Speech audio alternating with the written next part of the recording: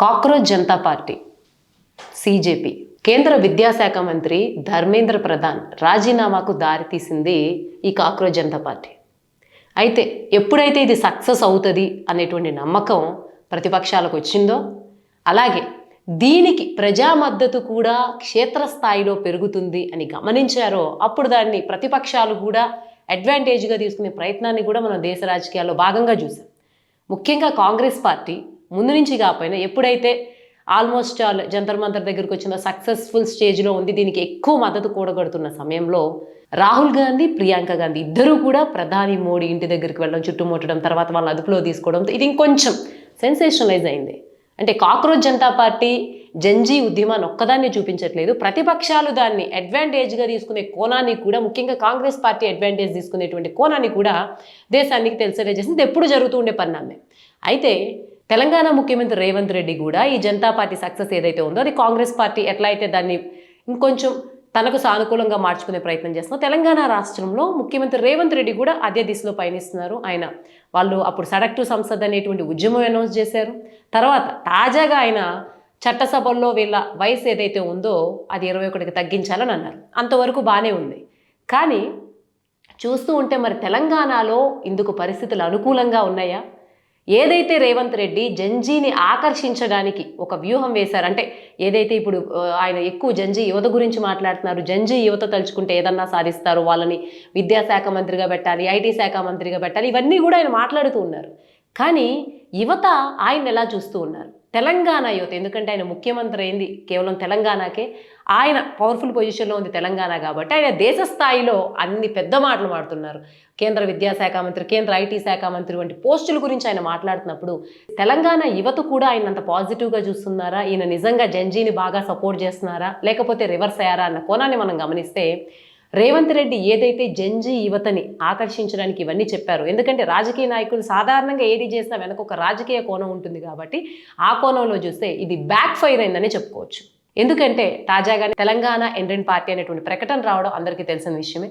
So ఈ నేపథ్యంలో గమనిస్తే ఇప్పుడు అప్పటి వరకు మామూలుగా ఉన్నటువంటి విషయం, రేవంత్ రెడ్డి ఎప్పుడైతే జంజీ ప్రాముఖ్యత గురించి ఎక్కువ చెబుతూ ఉన్నారో, వాళ్ళ గురించి ఎప్పుడైతే ఆ పార్టీ సక్సెస్ అయిందో, ధర్మేంద్ర ప్రధాన్ రాజీనామా చేశారో, అది తను కొంచెం తెలంగాణలో కూడా ఆ పరిస్థితికి అనుకూలంగా మార్చుకుని, యువతను తను అనుకూలంగా మార్చుకొని ఆయన అనుకున్నారు. ఎప్పుడైతే ఈయన ఇన్ని మాటలు మాట్లాడుతూ ఇంత చేస్తూ ఉంటే ఇది తెలంగాణ యువతకి కోపం తెప్పించింది తప్ప వాళ్ళ మద్దతు కూడగట్టేటువంటి ప్రయత్నానికైతే ఇది దారి తీయలేదని మనం చెప్పాలి. అందుకనే ఈ ప్రకటన వచ్చి ఉండొచ్చు, తెలంగాణ ఇండియన్ పార్టీ ప్రకటన వచ్చి ఉండొచ్చు. ఇంకొక వైపు ఈ ప్రకటనలతో ఒకవైపు ప్రతిపక్షాలు కూడా రేవంత్ రెడ్డి మీద విరుచుకుపడుతూ ఉన్నాయి. బీజేపీ పార్టీ వరకు చూస్తే రామచంద్రరావు కానీ, కిషన్ రెడ్డి కానీ రేవంత్ రెడ్డి మీద విపరీతంగా విరుచుకుపడుతూ ఉన్నారు. ఒకటి, ఆయన విద్య గురించి, విద్యలో జరిగిన రూపాల గురించి, నీటి గురించి ఇన్ని మాట్లాడారు, ఇన్ని చెప్తూ ఉన్నారు.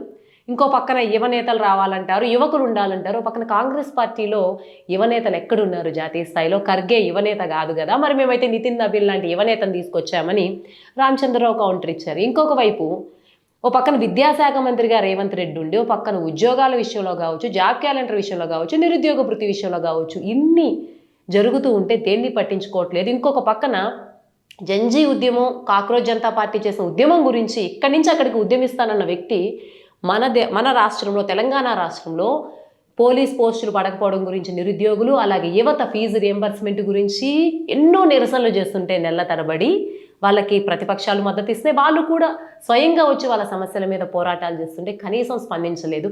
మరి ఆయన విద్యాశాఖ, అక్కడ ధర్మేంద్ర ప్రధాన్ రాజీనామా చేసినప్పుడు ఇక్కడ రేవంత్ రెడ్డి ఎందుకు రాజీనామా చేయకూడదు అనేటువంటి నిరసన స్వరం కూడా అటు బాగా ఫైర్ అవుతూ పెరిగిపోతుంది. అయితే ఈ ప్రకటనలు ఎప్పటి నుంచో చేస్తూనే ఉన్నారు. అంటే ప్రతిపక్షాలు అన్నాక బీజేపీ, బీఆర్ఎస్ ఖచ్చితంగా రేవంత్ రెడ్డి మీద విరుచుకుపడడం అనేది చాలా సహజమైన పరిణామంగానే చూడొచ్చు. కానీ ఎప్పుడైతే ధర్మేంద్ర ప్రధాన్ రాజీనామా చేశారో దాని గురించి రేవంత్ రెడ్డి పాజిటివ్గా మాట్లాడి జంజీ కోసం ఏమన్నా చేస్తాం, జంజీయే దేశానికి ఫ్యూచర్ అని చెప్పి అని రాష్ట్ర స్థాయిలో కాకుండా దేశ స్థాయిలో విద్యాశాఖ మంత్రి, ఐటీ శాఖ మంత్రి జంజీ ఉండాలని, వాళ్ళ వయసు తగ్గించాలని స్టేట్మెంట్స్ చేసిన తర్వాత ఇప్పుడు ప్రతిపక్షాలు చేస్తున్న ఆరోపణలు, ఇప్పుడు యువత తీసుకొచ్చినటువంటి తెలంగాణ ఇంటర్ పార్టీ నిరుద్యోగ చేసి ఇవన్నీ కూడా ప్రాముఖ్యతనైతే సంతరించుకుంటేనే చెప్పొచ్చు. ఎందుకంటే ఇప్పటి వరకు ఒక లెక్క కాక్రోచ్ జనతా పార్టీ సక్సెస్ఫుల్ అయినాక మిగిలిన డిజిటల్ ఉద్యమాలు పుట్టుకొస్తున్న క్రమంలో రేవంత్ రెడ్డికి కష్టకాలం ఉందని చెప్పుకోవచ్చు. ఎందుకంటే మొన్నటి వరకు కూడా ఉద్యమాలు నిరసనలు సక్సెస్ అవుతాయో లేవో తెలియదు, కానీ మనకు ఎవరైతే బాధితులు ఉన్నారో వారు రోడ్ల మీదకు వరకు వచ్చి నిరసనలు చేయడం చూస్తూనే ఉన్నారు. ప్రతి సమస్య మీద ప్రజలు రోడ్ల మీదకి వచ్చి నిరసనలు చేస్తూ ఉన్నారు. కానీ ఆ సమస్యలన్నీ పరిష్కారాలు వచ్చాయా అంటే వచ్చిన దాఖలాలు చాలా తక్కువే. వాళ్ళు కూడా ఎక్కువ రోజులు చేసి ఫలితం రాదని వెనక్కి వెళ్ళిపోయేటువంటి సందర్భాలు ఎక్కువ ఉన్నాయి. కానీ ఒక్క కాక్రోచ్ జనతా పార్టీతో యువత గనక రోడ్ల మీదకి వచ్చి ఒక స్థాయిలో నిరసనలు చేస్తే కేంద్ర ప్రభుత్వం దిగి వస్తుంది. ఒక మంత్రి రాజీనామా చేశారు కాబట్టి రాష్ట్రంలో అయితే ఖచ్చితంగా ఇది నా కుదిరేటువంటి అవకాశం ఉంటుంది అనేదానికి ఒక స్పష్టమైనటువంటి సంకేతం, నమ్మకం తెలంగాణ యువతకు కూడా వచ్చింది. మరి ఇప్పుడు ఈ పరిస్థితుల్లో రేవంత్ రెడ్డి ఫీజు రియంబర్స్మెంట్ విషయంలో కావచ్చు, నిరుద్యోగ పోస్టుల విషయంలో కావచ్చు, 2 lakhs job calendar, mega DSC, అలాగే group 1, group 2, group 3, group 4 notifications కావచ్చు, వీటిలో ఎలా రియాక్ట్ అవుతారు?